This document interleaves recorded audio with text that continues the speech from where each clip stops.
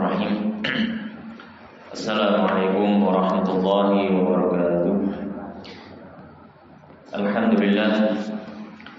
Alhamdulillahilladzi hadana lihadza wa ma kunna linahtadiya laula an hadanallah.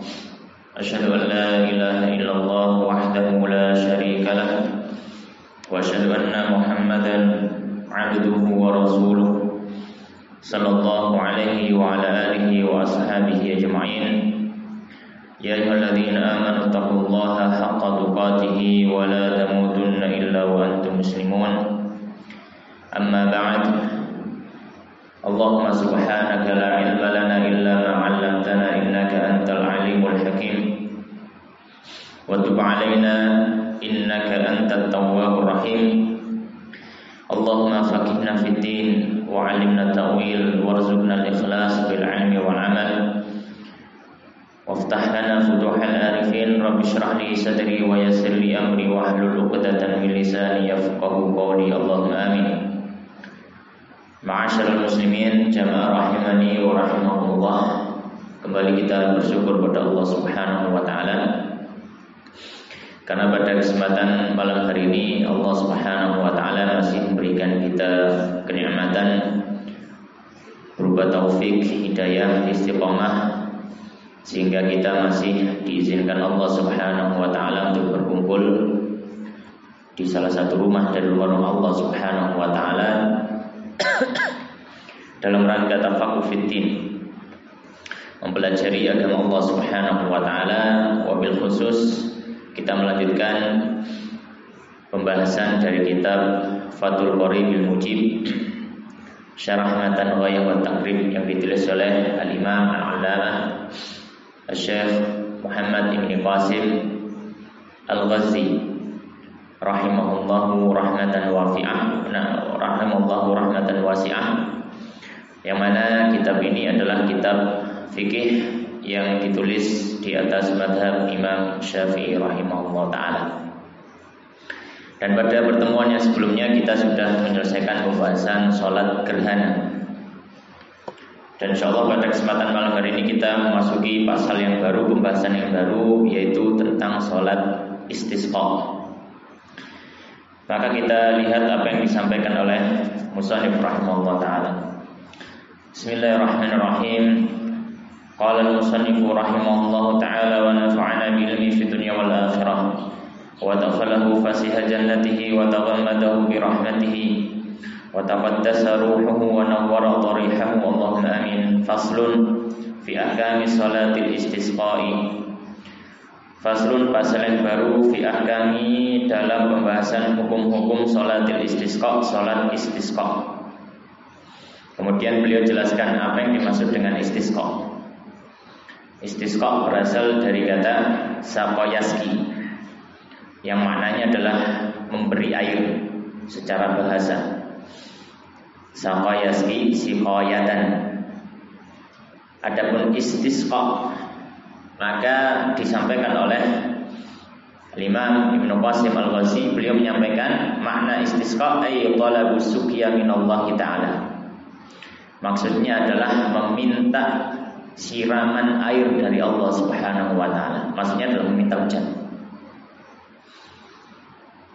Dan pembahasan istisqa atau pembahasan salat istisqa termasuk salah satu pembahasan yang dimasukkan dalam bab fikih salat. Karena pembahasan istisqa atau tata cara kita beristisqa, tata cara kita meminta hujan kepada Allah, salah satunya adalah dengan salat. Di mana perlu kita ketahui, meminta hujan kepada Allah Subhanahu wa taala bisa dilakukan dengan dua cara. Yang pertama, kita hanya berdoa saja kepada Allah Subhanahu wa taala. Kepada Allah Subhanahu wa taala. Sebagaimana yang pernah terjadi di zaman Nabi sallallahu alaihi wasallam, ketika ada seorang Arab Badui yang dia menyampaikan kepada Nabi sallallahu alaihi wasallam dalam hadis yang diriwayatkan Imam Muslim. Ketika Nabi sallallahu alaihi wasallam sedang berkhutbah pada hari Jumat, kemudian Arab Badui ini menyela khutbahnya Nabi. Kemudian dia mengatakan, ya Rasulullah, halakatil amwal wa anqata'atis subul fad'allaha yuwithna. Orang Arab Badui ini mengatakan, wahai Rasulullah, harta kami sudah habis dan sudah tidak ada cara untuk mendapatkan penghidupan, dalam artian mendapatkan penghasilan karena kemarau. Maka berdoalah kepada Allah supaya kita diberi hujan. Maka Nabi Shallallahu Alaihi Wasallam di atas mimbarnya beliau menengadahkan tangannya dan berdoa, Allahumma aghithna, Allahumma aghithna, Allahumma aghithna. Nabi Sallam berdoa kepada Allah, ya Allah, berikanlah kami hujan, berikanlah kami hujan, berikanlah kami hujan. Sahabat Anas ibn Malik radhiyallahu ta'ala yang ketika itu beliau meriwayatkan hadis ini menyampaikan, dan saat itu Madinah sedang cerah langitnya. Setelah Nabi berdoa kepada Allah, tiba-tiba ada awan yang datang dari balik gunung yang ada di Madinah. Kemudian dia berkumpul di atas kota Madinah. Seketika itu hujan selama 7 hari 7 malam sampai Jumat berikutnya. Sampai Jumat berikutnya Madinah diguyur hujan.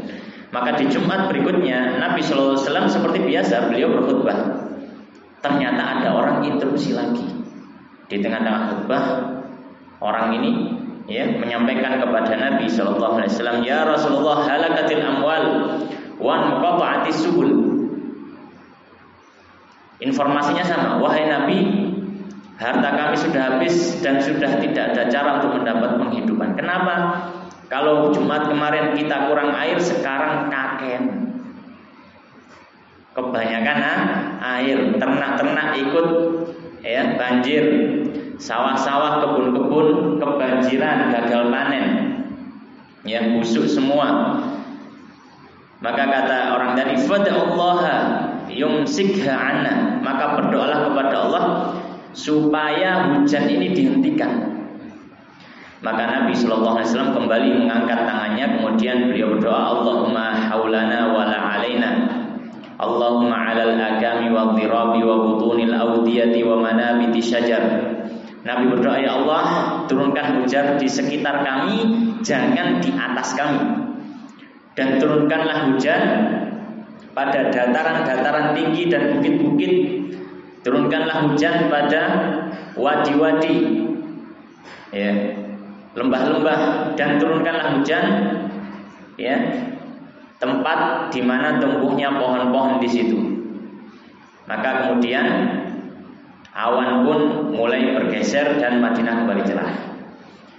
Maka ma'asyiral muslimin jamaah rahimani wa rahimakumullah, meminta hujan kepada Allah Subhanahu wa taala paling tidak ada 2 cara. Yang pertama adalah dengan berdoa tadi. Berdoa saja kepada Allah Subhanahu wa taala. Dan lebih afdal berdoa di waktu-waktu mustajab. Termasuk juga ketika khutbah Jumat, ketika sholat Jumat. Sebagaimana dilakukan oleh Nabi Sallallahu Alaihi Wasallam, diaminkan oleh para jamaah. Cara yang kedua, yang mana ini akan masuk dalam pembahasan kitab ini, yaitu dengan apa? Dengan sholat. Diawali dengan sholat, kemudian setelah itu khutbah. Nanti di khutbah dia berdoa kepada Allah Subhanahu wa taala. Khatibnya berdoa kepada Allah Subhanahu wa taala. Baik. Maka ma'asyiral muslimin jamaah rahimani wa rahimakumullah. Di sini beliau akan membahas beberapa pembahasan dalam pembahasan salat istisqa. Yang pertama adalah apa hukumnya salat istisqa. Maka beliau mengatakan qala wa salatul istisqa, dan salat istisqa itu masnunatun, hukumnya sunnah. Nah, yang pertama, salat istisqa ini hukumnya adalah sunnah. Karena hukum asalnya atau karena setiap salat yang selain salat 5 waktu hukumnya adalah sunnah. Sebagaimana dalam hadis yang masyhur dari sahabat Talha bin Ubaidillah, bahwasanya ada seorang Arab Badui yang bertanya kepada Nabi, wahai Rasulullah, apa yang wajib untuk saya kerjakan dari salat? Maka Nabi SAW menyampaikan, khamsu shalawatin fi yaumin wa lailah, 5 salat dalam sehari semalam. Kemudian orang Arab tadi mengatakan, Apakah ada kewajiban yang lain? Kata Nabi mengatakan, la illa an tatawwa. Tidak ada kecuali kalau kamu mau beramal sunnah. Maka semua sholat selain sholat 5 waktu, termasuk dalam sholat Jumat, maka dia adalah sunnah, termasuk juga sholat istisqa. Dan para ulama mengatakan bukan hanya sekedar sunnah, tapi sunnah muakkadah, sunnah yang ditekankan, ya. Sunnah yang ditekankan. Kenapa sunnah yang ditekankan? Karena dalam pelaksanaannya disunahkan dilaksanakan dalam jamaah, sebagaimana sholat 5 waktu. Maka karena ada kemiripan, ya, terhadap sholat yang wajib, maka dia ditekankan. Kemudian beliau menjelaskan kesunahan ini berlaku untuk siapa? Beliau mengatakan limukimin wa musafirin, baik bagi orang yang mukim ataupun orang yang sedang safar. Maka semua orang, ya, ketika ada pelaksanaan salat istisqa disunahkan untuk bisa hadir. Disunahkan untuk bisa hadir. Kemudian beliau memberikan catatan. Apa catatannya? Indal hajati, ketika ada kebutuhan. Min inqita'i ghaitsin, karena terputusnya hujan. Au aini ma'in, atau sumber air yang tidak ada. Wa nahwi dzalik, dan yang semisalnya. Intinya adalah bahwasanya ketika sudah kekurangan air dan memang masyarakat butuh air, maka di sini tidak disunahkan salat istisqa. Kalau hujan tidak turun tapi kita tidak terlalu butuh air. Kenapa? Karena sumber air banyak. Maka di sini tidak disunahkan. Tapi kalau misalkan karena sebab tidak adanya hujan kemudian kita membutuhkan air, ya, kita membutuhkan air, maka disinilah disunahkan untuk sholat istisqa, ya, disunahkan untuk sholat istisqa. Kemudian, ma'asyiral muslimin jamaah rahimani wa rahimakumullah, dan para ulama juga menjelaskan bahwasanya disunahkan juga untuk sholat istisqa ketika ada saudara kita dari kaum muslimin, ya, yang juga membutuhkan air, meskipun tempat kita tidak membutuhkan air, ya. Sebagaimana disebutkan oleh Imam Al-Bajuri dalam hasyiahnya. Beliau menyampaikan bahwasanya termasuk juga kebutuhan orang lain, bukan kebutuhan kita. Ya, mungkin kalau di tempat kita sumber air banyak, meskipun tidak turun hujan tidak ada masalah. Tapi mungkin daerah tetangga kita, daerah tempat, ya, di kota sebelah atau yang semisalnya, di situ apa? Di situ sedang kebutuhan air. Maka ini juga berlaku kesunahan atau dianjurkan untuk menjalankan sholat istisqa. Tapi nanti berdoanya mendoakan supaya hujan diturunkan kepada mereka. Kenapa? Karena alasannya kita sesama muslim adalah bersaudara, ya. Dan bahkan digambarkan oleh Nabi Shallallahu Alaihi Wasallam, ka'udwin wahid, saudara muslim dengan muslim lainnya itu seperti satu anggota tubuh. Idza ishtaka ba'dun tada'a sa'iru jasadihi. Kalau ada satu yang mengeluh, maka seluruh anggota tubuh terasa sakit. Ma'asyiral muslimin jamaah rahimani wa rahimakumullah. Kemudian beliau menyebutkan satu masalah yang lain.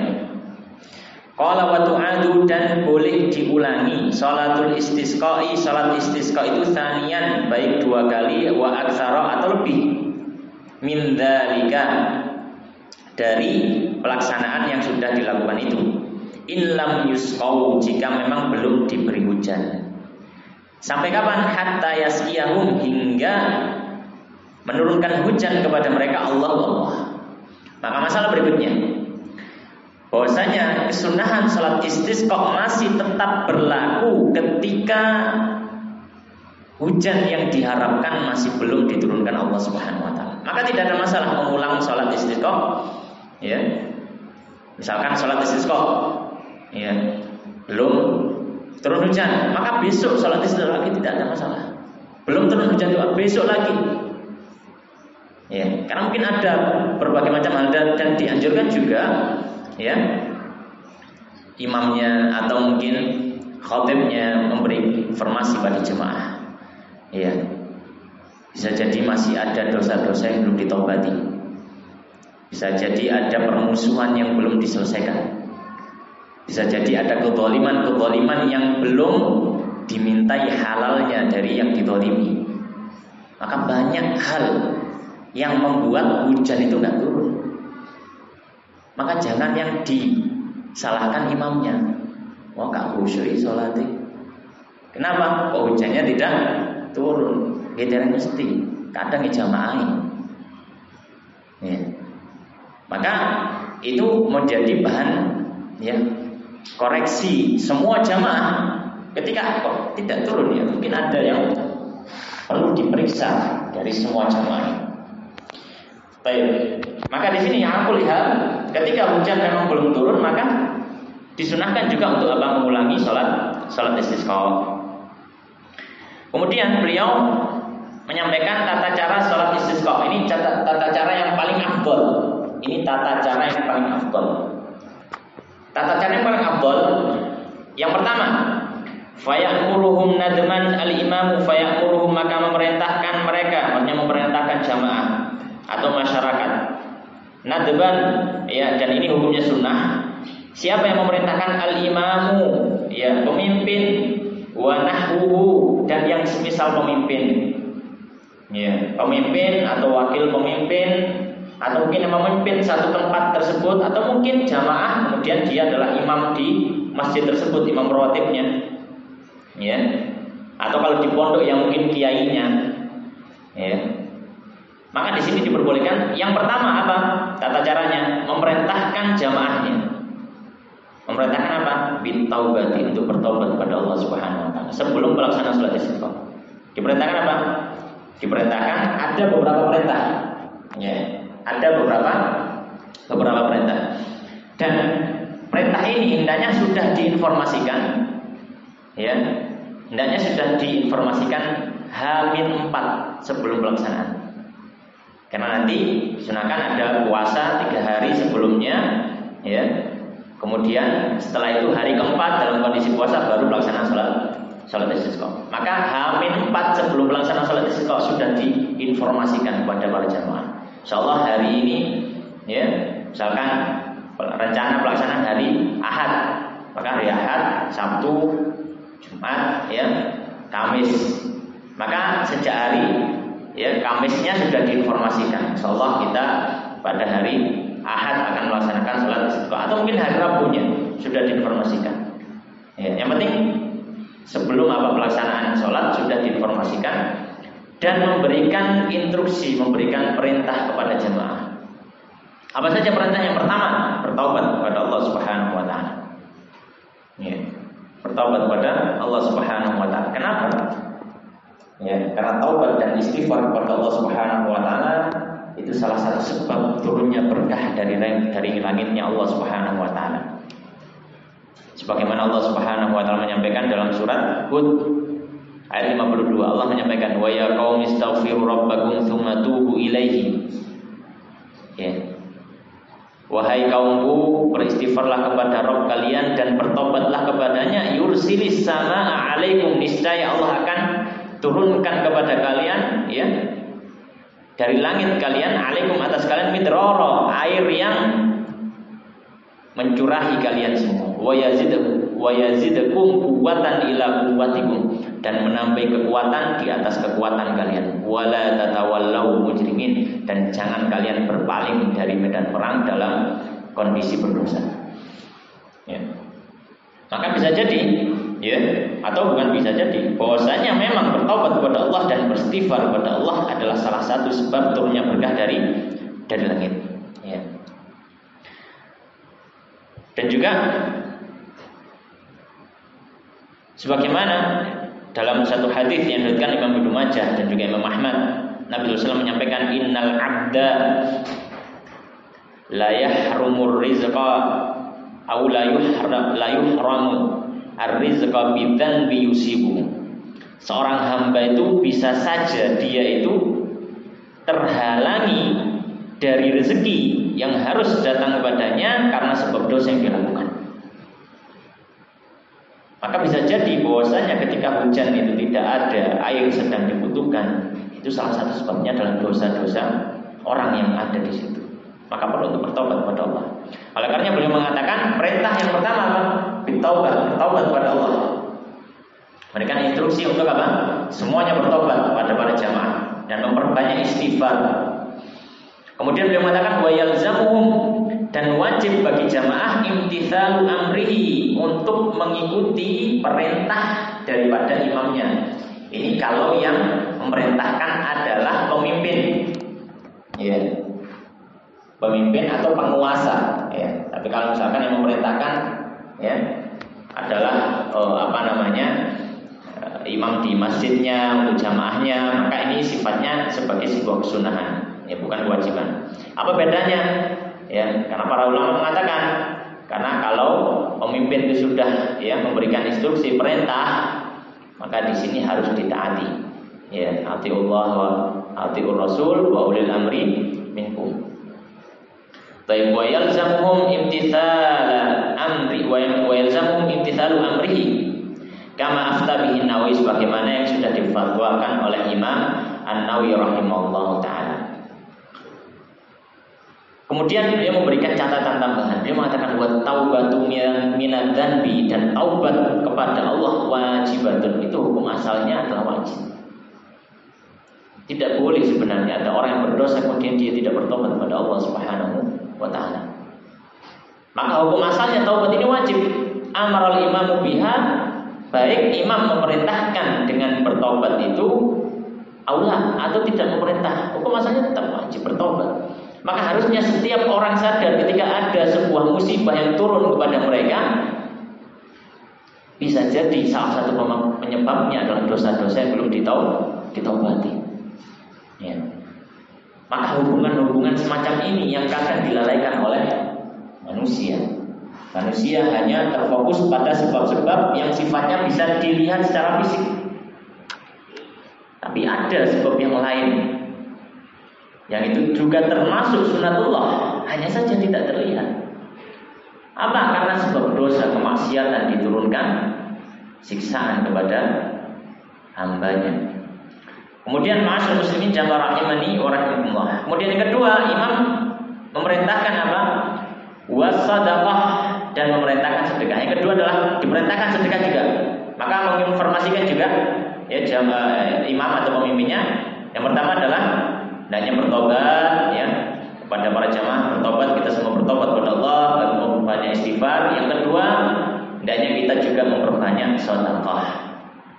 Dan bukan hanya sedekah, tapi semua amal-amal kebaikan kepada sesama. Ya, amal-amal sosial diperbanyak, membantu orang lain dan seterusnya. Karena itu semuanya adalah bentuk ketakwaan kepada Allah Subhanahu wa taala, ditingkatkan kualitas amaliyahnya. Dan Allah Subhanahu wa taala menyampaikan walau anna ahlal qura amanu wattaqau la fatahna 'alaihim barakatin minas sama'i wal ardh.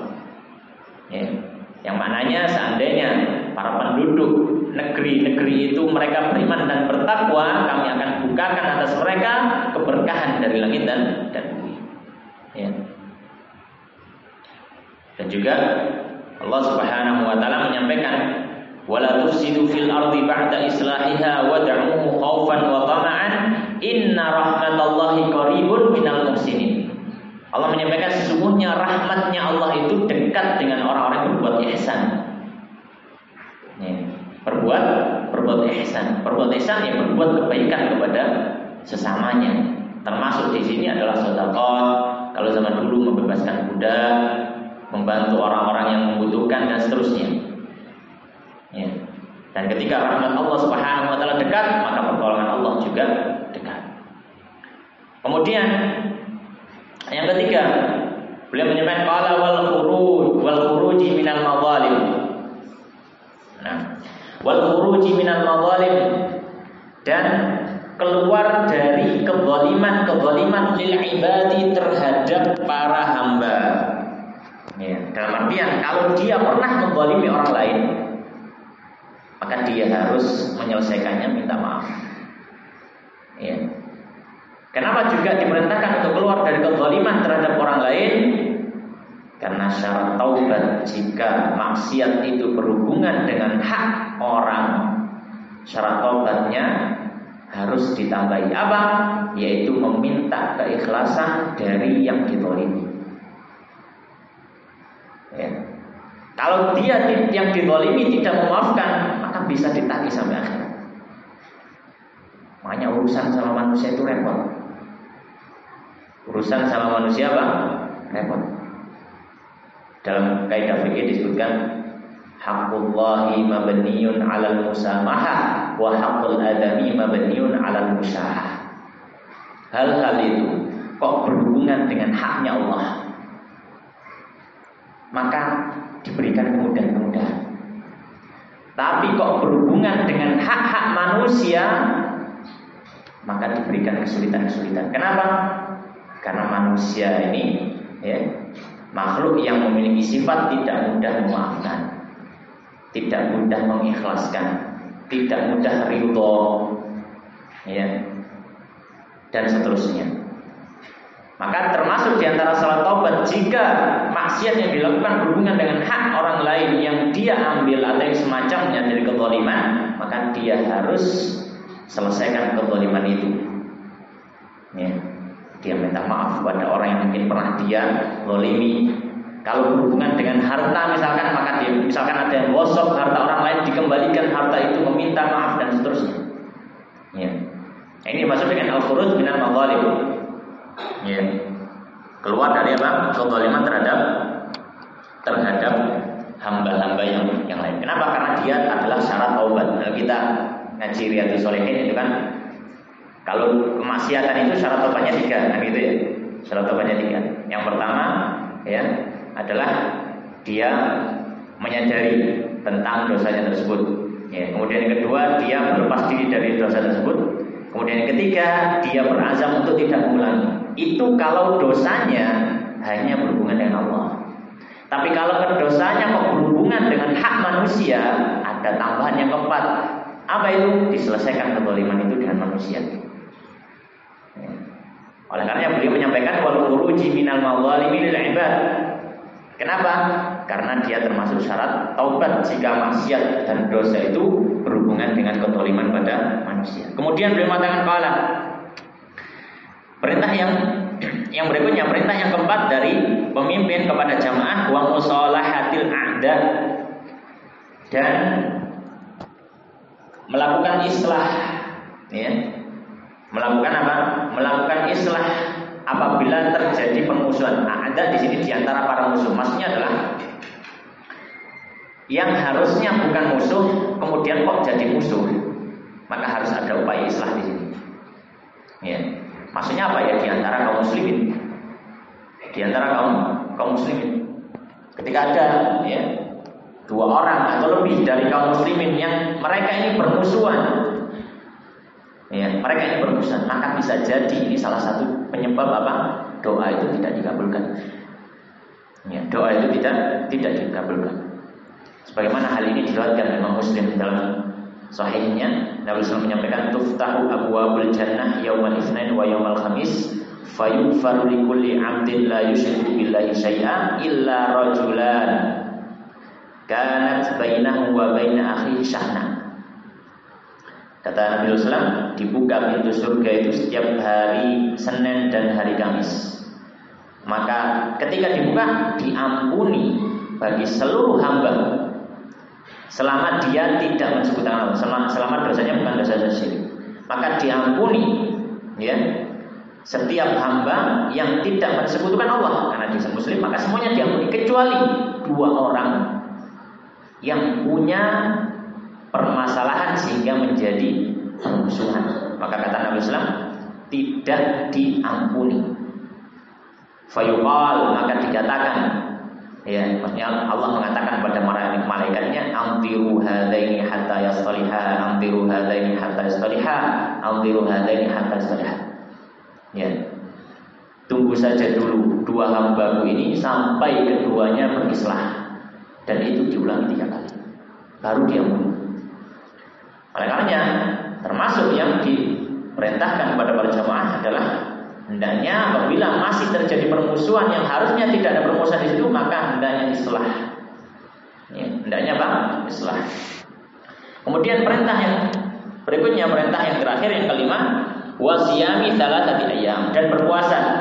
Ya, dan berpuasa 3 hari. Ya.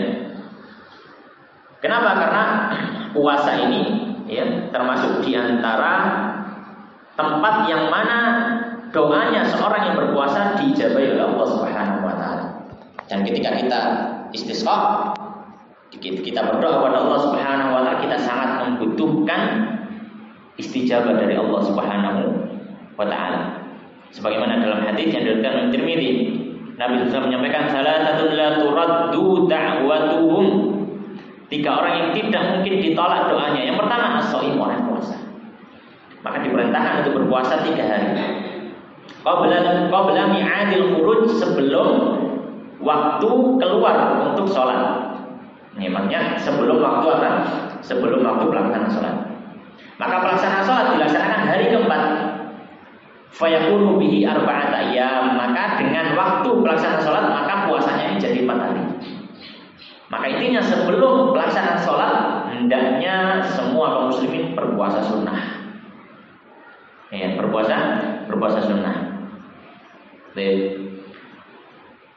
Kemudian pada hari keempat, pada waktu pelaksanaan sholat, maka di sini setelah ada instruksi dari pemimpin, maka yang kedua apa yang dilakukan? Tsumma yakhruju bihim. Tsumma, kemudian yakhruju, pemimpin itu keluar bihim bersama masyarakat. Fil yaumil rabi'i, pada hari keempat setelah instruksi disampaikan, siyaman, dalam kondisi berpuasa. Jadi hari keempat juga berpuasa. Ya, karena hari ini hari kita berdoa kepada Allah Subhanahu wa taala, maka hendaknya kita juga dalam kondisi berpuasa. Kemudian beliau mengatakan ghaira mutatayyibina wala mutazayyinina, dengan tanpa memakai wangian apapun, wala mutazayyinina, dan tidak berhias dengan hiasan apapun, baik yang laki-laki apalagi perempuan. Ya. Bal yakhrujuna, akan tetapi mereka itu keluar ke tempat sholat fi thiyabi bidlatin, dengan pakaian bidlah. Ya, pakaian bidlah itu apa? Beliau mengatakan di sini bi muahhadatin maksuratin wa dalil mu'jamatin sakin, penjelasan. Wahya, dan pakaian bidlah itu adalah mayul basu, apa yang biasa dipakai min thiyabil mihnati, dari pakaian-pakaian yang dipakai waktal amali, pada hari-hari dia beraktivitas seperti biasa. Dalam artian dia memakai pakaian yang biasa saja. Jangan memakai pakaian yang bagus, jangan memakai pakaian yang paling mahal, tidak. Tapi pakaian yang sangat-sangat sederhana, yang dipakai biasanya di rumahnya. Ya, tentu saja namanya pakaian yang pantas ya, bukan kaos gitu, bukan. Tapi ya hem, tapi hem yang mungkin dipakai biasa saja, nggak dipakai untuk menemui tamu atau nggak dipakai untuk sholat biasanya, tapi pakaian yang biasa.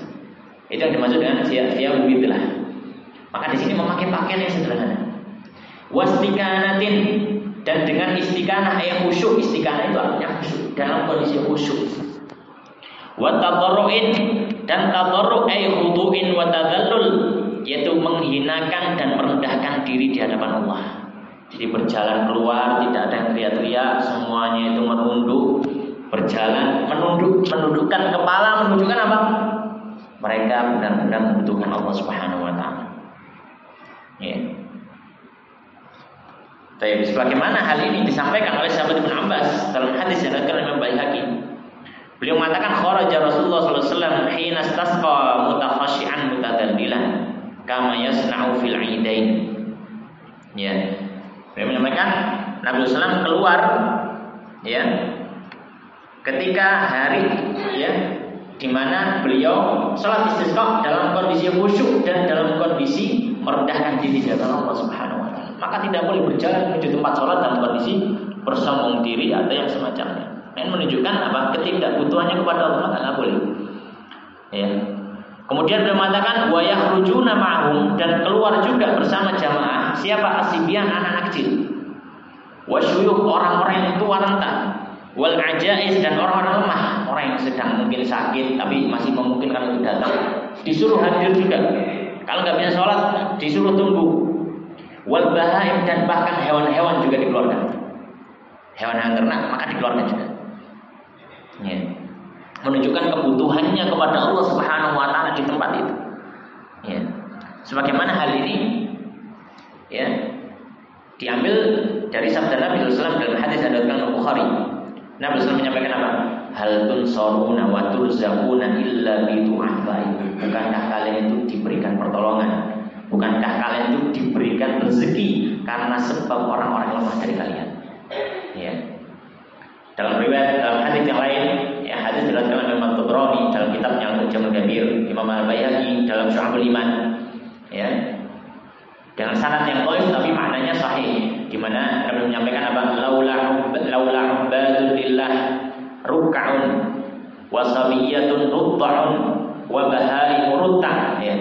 Kalau bukan karena ada hamba-hamba Allah yang masih mau rukuk dan sujud, kalau bukan masih ada anak-anak kecil yang masih menyusu, kalau bukan karena masih ada hewan-hewan yang makan rumput, lasubba alaihimul adzab sabba, niscaya Allah akan turunkan kepada kalian azabnya.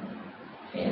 Maka kasih sayang Allah Subhanahu wa taala kepada makhluknya, maka diajak keluar bahkan hewan-hewan ternaknya, menunjukkan bahwasanya ini adalah makhlukmu ya Allah yang juga membutuhkan dari rezeki. Baik. Kemudian setelahnya, ya, beliau mengatakan qala, setelah semuanya keluar maka pelaksanaan salat dimulai. Bagaimana pelaksanaan salat? Beliau mengatakan wa yusalli bihim, maka salat mengimami manusia siapa al-imamu, pemimpin tersebut, au naibuhu, atau wakilnya, ya, atau orang yang dia suruh. Rakaataini, sebanyak 2 rakaat, ka sholatil idaini, seperti salat Id persis. Makanya beliau mengatakan fi kaifiyatihima, dalam tata caranya. Minal iftitahi, dari doa iftitah yang dibaca, wa ta'awud dan ta'awud, wa takbir dan juga takbir sab'an 7 kali fi rakaatil ula, pada rakaat yang pertama, wal khamsan, dan takbir 5 kali fi rakaatil tsaniyah, pada rakaat yang kedua, bi raf'i yadayhi, dengan mengangkat kedua tangan. Pokoknya tata caranya salat istisqa itu persis seperti tata cara salat Id. Ya. Maka diawali dengan takbiratul ihram, kemudian setelah itu menambahkan 7 kali takbir, maka 8 takbir dengan takbiratul ihram. Kemudian setelah itu dia bangkit ke rakaat kedua, takbiratul ihram, kemudian menambahkan takbir lagi 5 kali. Ya. Menambahkan takbir lagi 5 kali. Sebagaimana hal ini disebutkan oleh Imam Al-Baihaqi dalam kitab Sunan Kubra, bahwasanya sahabat Ibnu Abbas menyampaikan sunnatul istisqa sunnatus sholati fil aidain. Kesunahan dalam salat sunnah istisqa atau kesunahan dalam salat istisqa itu persis halnya seperti salat pada 2 hari ini. Ya. Pada dua hari ini. Maka tata caranya apa? Sama persis. Kemudian setelahnya beliau mengatakan mayahqubu nadban, kemudian berkhutbah, dan ini disunahkan. Setelah sholat maka disunahkan bagi pemimpin atau yang menggantikannya untuk berkhutbah. Khutbataini, dengan 2 kali khutbah. Ka khutbatail idain, seperti khutbah ini. Fil arkani wa ghiriha, dalam rukun-rukun dan selainnya. Dalam artian ya sama seperti khutbah salat ini. Ya. Akan tetapi ada perbedaan. Ya. Apa perbedaannya? Beliau mengatakan lakin yastaghfirullah, akan tetapi dia beristighfar kepada Allah Subhanahu wa taala fil khutbataini, di 2 khutbah tersebut, badalan takbiri, sebagai pengganti takbir, awwalahuma, pada pembukaan khutbah, fi khutbatain idaini, pada 2 khutbah Id. Dalam artian kalau khutbah Id itu diawali dengan takbir biasanya. Ya, Allahu Akbar, Allahu Akbar, Allahu Akbar 9 kali. Ya, kemudian khutbah kedua 7 kali. Hanya saja kalau waktu khutbah salat istisqa yang disunahkan takbir dulu.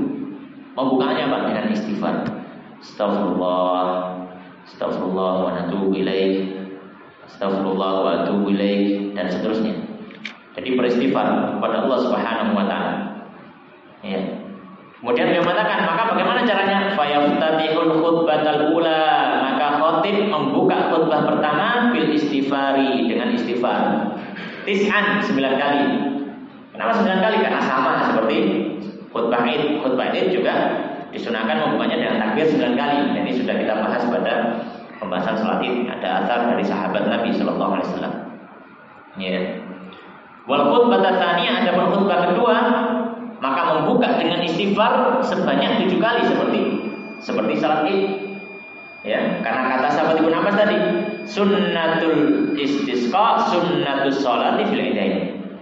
Sunnah dalam salat istisqa itu sama seperti sunnah dalam salat Id.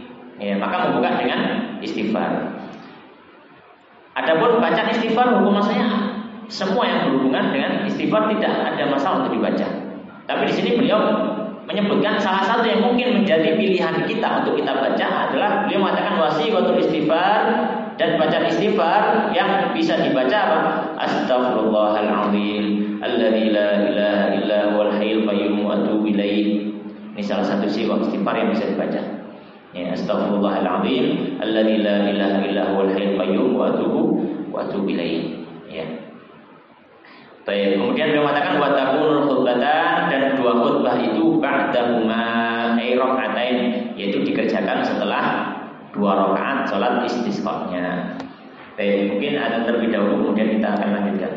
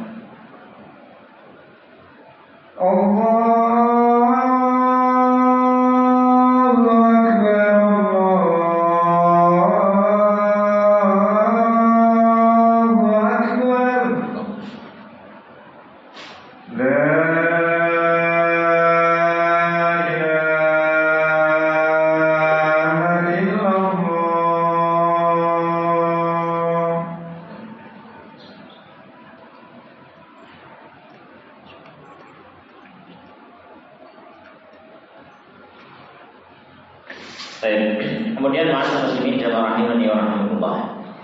Berikutnya qala al-musannif rahimahullah taala wa nafa'ana bil dunya wal akhirah. Wa yuhawwilu dan merubah al-khatibu khatib ridaahu pakaiannya. Fayaj'alu maka dia menjadikan yaminahu bagian kanan, yasarahu ke bagian kiri. Wa a'lahu dan bagian atas, asfalahu menjadi bagian bawah. Wa yuhawwilun nasu dan merubah orang-orang juga ardiyatahum pakaian-pakaian mereka, mithla tahwilil khatibi sebagaimana khatib merubah pakaiannya. Dalam artian termasuk juga yang dianjurkan ketika berkhutbah adalah di tengah-tengah khutbah dianjurkan bagi khatib untuk merubah pakaiannya, membalikkan. Ya, kalau zaman dulu ya mungkin pakaian itu hanya diselendangkan saja, maka dibalik, yang berada di bawah menjadi di atas, yang di atas jadi di bawah, yang di kanan menjadi di kiri, yang di kiri menjadi di kanan, yang di luar menjadi di dalam, yang di dalam menjadi di luar, dibalik. Ya, untuk pakaian-pakaian yang bisa dibalik. Ya, kalau misalkan ya dia memakai jubah tambahan, misalkan dia pakaian kemudian ada jubah, maka jubah itu bisa dibalik. Ya, dibalik pakaian itu kemudian dipakaikan. Ya, tapi kalau misalkan dia nggak pakai jubah ya nggak mungkin kan dilepas bajunya, tidak mungkin.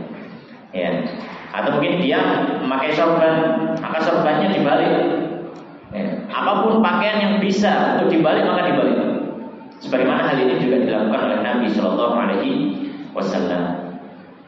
Kemudian beliau mengatakan wa yukthiru minad du'a dan memperbanyak doa. Jadi khutbah istisqa itu isinya kalau bisa cuma doa saja. Ya mungkin ada nasihat sedikit-sedikit tapi kebanyakan adalah apa? Doa. Baik khutbah pertama maupun khutbah kedua. Wa yukthiru minad du'a dan memperbanyak doa sirron, baik secara lirih wa jahron ataupun secara keras. Fa haitsu asarul khatib, kalau misalkan khatibnya melirikkan doa, asarul qaum bidu'a, maka orang juga silakan mereka berdoa sendiri, tidak ada masalah. Wahaitu jahara, dan ketika khatib itu mengeraskan doanya, ammanu ala du'ahi, maka jamaah juga mengaminkan. Ya. Baik. Kemudian beliau mengatakan wa yukthirul khatibu, ya, selain doa maka hendaknya khatib juga memperbanyak minal istighfari, untuk beristighfar kepada Allah Subhanahu wa taala, mohon ampun kepada Allah Subhanahu wa taala. Wa yaqra'u qawluhu ta'ala, dan dia hendaknya juga membaca firman Allah, istaghfiru rabbakum innahu kana ghaffara yursilis samaa'a 'alaikum midrara. Ya, memerintahkan kepada para jamaahnya untuk beristighfar kepada Allah Subhanahu wa taala. Ya, membaca firman Allah dalam surat Nuh ini, dan memohon ampunlah kepada Rabb kalian, sesungguhnya Dia adalah Maha Pengampun, dan Allah akan mengirimkan dari langit atas kalian air hujan yang berkelanjutan.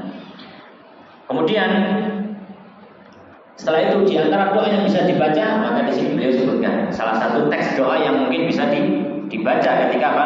Doa istisqa. Wa fi ba'dhi nusahil matan ziyadatun, dan sebagian naskah kitab takrib itu ada tambahan wahya, yaitu wa yad'u bi du'ai Rasulillah, dan hendaknya dia berdoa, khatib berdoa dan doanya Rasulullah SAW. Wahwa, yaitu doa berikut ini itu dikumpulkan oleh Imam Nawawi dan oleh Imam Syafi'i dari beberapa riwayat hadis. Jadi ini beberapa hadis dikumpulkan jadi satu. Ya. Apa doanya yang dibaca? Ya, hendaknya bisa membaca doa Allahumma ja'alha suqya rahmatin wa la taj'alha suqya 'adzabin wa la mahkin wa la bala'in wa la hadmin wa la gharq. Ya Allah, jadikanlah hujan tersebut adalah hujan yang membawa rahmat, jangan jadikan dia hujan yang membawa azab, hujan yang membawa kehancuran, hujan yang membawa bala, hujan yang membawa kehancuran dan juga tenggelam atau kebanjiran. Ya. Allahumma ala tirabi wal agami wa manabiti syajari wa butunil awdiyah. Ya Allah, turunkanlah hujan di atas dataran-dataran tinggi, di atas bukit-bukit, di atas di dalam akar-akar pohon, dan juga di wadi-wadi pada lembah-lembah. Allahumma hawalaina wal alaina. Ya Allah, berikanlah hujan di sekitar kami, jangan berikan hujan di atas kami. Allahumma askina ghaitan mughitan hani'an mari'an sahhan amman ghadakan tabaqan mujalilan daiman ila yaumiddin. Ya, ini panjang kalau diartikan ya. Saya baca saja. Allahumma asqinal ghaitha wa la taj'alna minal qanitin. Allahumma inna bil ibadi wal biladi minal jahdi wal ju'i wal dhanki ma la nashku illa ilaik. Allahumma anbit lana zar'an wa adirra lana dhar'an wa anzil alaina min barakatis samai wa anbit lana min barakatil ard wa akshif 'anna min al-bala'i ma la yakshifu ghairuk. Allahumma inna nastaghfiruka innaka kunta ghaffara fa arsilis sama 'alaina midrara. Maka ini doa yang bisa dibaca, dan ini gabungan dari beberapa riwayat. Yang biasanya ada yang diriwayatkan oleh Imam Baihaqi dan juga selainnya. Kemudian beliau menutup pembahasan doa salat istisqa ini dengan adab ketika turun hujan. Ini yang diharap-harapkan adalah hujan. Maka seorang muslim tidak melupakan adab ketika hujan ini turun, ketika dia sudah berdoa kepada Allah Subhanahu wa taala. Oleh karenanya beliau mengatakan di sini, wa yabtasilu fil wadi idza sala. Ya, dan mandi di lembah jika lembah itu sampai mengalirkan airnya. Ya. Jadi kalau di tanah padang pasir itu kan banyak lembah-lembah, mereka lembah-lembah ini yang akan menjadi sungai kalau musim hujan. Tapi kalau musim kemarau maka ya kering. Ya, maka ketika hujan turun, maka di antara sunnahnya yang pertama disunahkan yang pertama adalah mandi hujan. Disunahkan mandi hujan. Hendaknya dia mengenakan bagian tubuhnya terhadap air hujan yang turun dari langit tersebut. Jadi dianjurkan. Dan ini disunahkan. Ya, sebagaimana hal ini dilandasi riwayat Muslim. Bahwasanya sahabat Anas radhiyallahu taala anhu beliau mengatakan, asabana wa nahnu ma'a Rasulullah sallallahu alaihi wasallam matarun. Ya, suatu ketika kami pernah bersama Nabi, ada hujan turun. Fahasara Rasulullah sallallahu alaihi wasallam. Nabi kemudian beliau sedikit membuka beberapa bagian dari pakaiannya, ya, dibuka lengannya dan seterusnya. Hatta asabahu minal matar, sampai tubuh beliau terkena hujan. Fakulna, maka kami mengatakan, ya Rasulullah, lima sana'ta hadza, wahai Rasulullah, kenapa engkau melakukan hal tersebut? Maka kata Nabi sallallahu alaihi wasallam, li'annahu haditsu ahdin bi rabbih. Karena hujan ini baru turun dari sisi Allah Subhanahu wa taala. Ya, maka dianjurkan untuk apa? Untuk terkena air hujan dari tubuhnya tersebut. Ya. Tapi tentu saja supaya tidak menjadi penyakit, jangan terlalu ramah mandi hujannya, nanti jadi flu ini. Ya, sewajarnya saja. Ya, yang penting terkena air hujan tersebut ketika ketika baru saja turun. Kemudian sunnah yang kedua, beliau mengatakan wa yusabbihu lirra'di wal barqi, dan bertasbih, yaitu membaca zikir ketika ketika mendengar guntur atau melihat kilat. Ya, bagaimana zikirnya? Zikirnya adalah dalam hadis disebutkan subhanalladzi yusabbihu ra'du bihamdihi wal malaikatu min khifatihi. Ya. Ini dianjurkan ketika mendengar guntur atau melihat kilat, sebagaimana diriwayatkan oleh Imam Bukhari dalam kitab Adabul Mufrad, juga diriwayatkan oleh Imam Al-Baihaqi dalam Sunan Kubra. Ya. Kemudian di sini kita tambahkan sedikit, tidak disebutkan di kitab, di antara sunnah yang bisa dikerjakan ketika turun hujan adalah membaca doa ketika hujan itu turun. Ya. Dengan doa-doa yang ada diriwayatkan dari Nabi sallallahu alaihi wasallam. Di antara yang masyhur adalah Allahumma sayyiban nafi'an. Ya. Allahumma sayyiban nafi'an. Ada juga riwayat yang lain mengatakan Allahumma sayyiban hani'an. Itu juga bisa.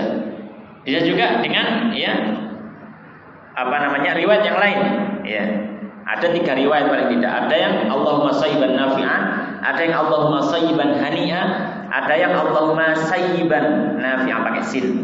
Ya, makanya sebagian fuqaha, para fuqaha menyatakan kalau misalkan menggabungkan semua riwayat ini juga tidak ada masalah dengan mengatakan Allahumma sayyiban hani'an wa sayyiban nafi'an.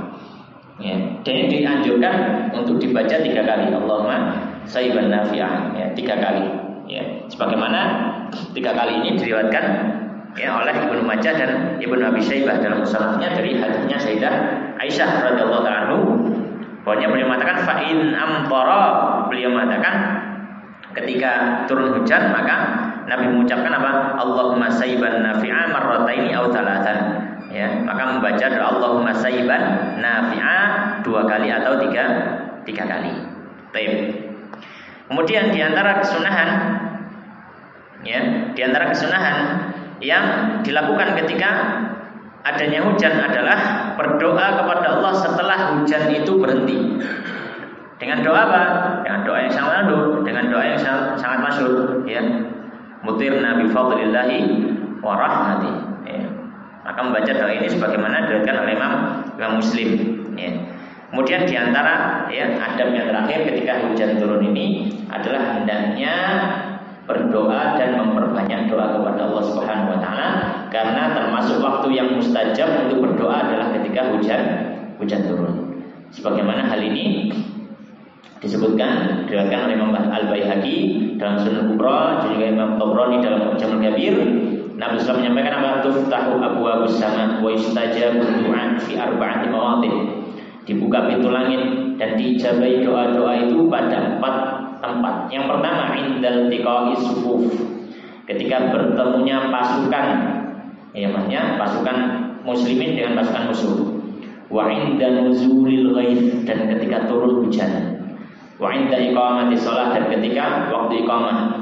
Wa inda ru'yatil Ka'bah, dan ketika melihat Ka'bah. Maka tadi disebutkan yang kedua adalah inda nuzulil ghaith, ketika turunnya hujan, maka ini termasuk waktu yang mustajab untuk berdoa. Kemudian di sini dalam Fathul Qorib, beliau mengatakan intahat az-ziyadatu wa hiya lituliha la tunasibu halal badni min al-ikhtisar wallahu a'lam. Maka ini adalah akhir dari pembahasan istisqa dari kitab Fathul Qorib. Demikian, wallahu ta'ala wa sallallahu wa sallim wa barik ala nabiyina Muhammadin wa ala alihi wa ashabihi ajma'in. Kita tutup dengan doa kafaaratul majelis. Subhanallah wa bihamdika asyhadu an la ilaha illa anta astaghfiruka wa atubu ilaik. Wa akhiru da'wana alhamdulillahi rabbil alamin. Wassalamualaikum warahmatullahi wabarakatuh.